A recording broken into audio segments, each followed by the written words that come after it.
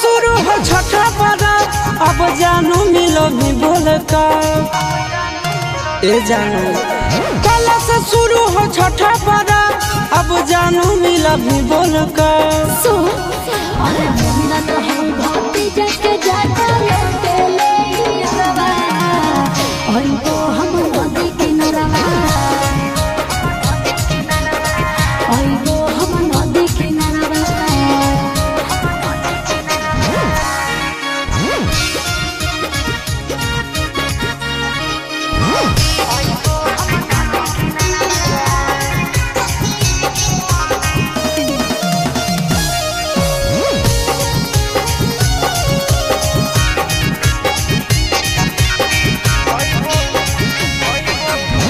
अइबो हम छठी घाटे ले के दौरा माथे, सेल्फी खिंचबै दोनों पानी में हेल के साथे।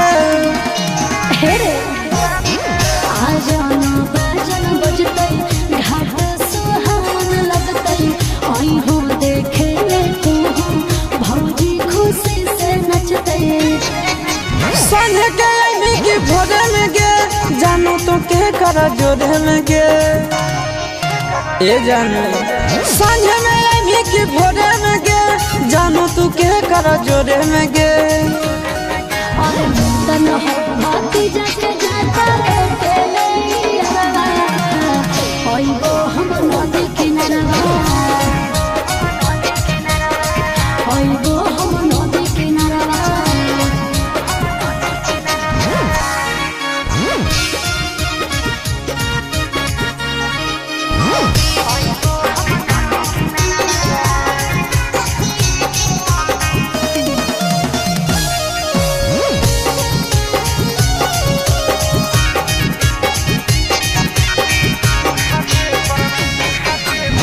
घाटे पर करी हम भेंटा और दिन के हो डेटा, जल्दी आई हो न करी हो सजे सावरे में लेटा।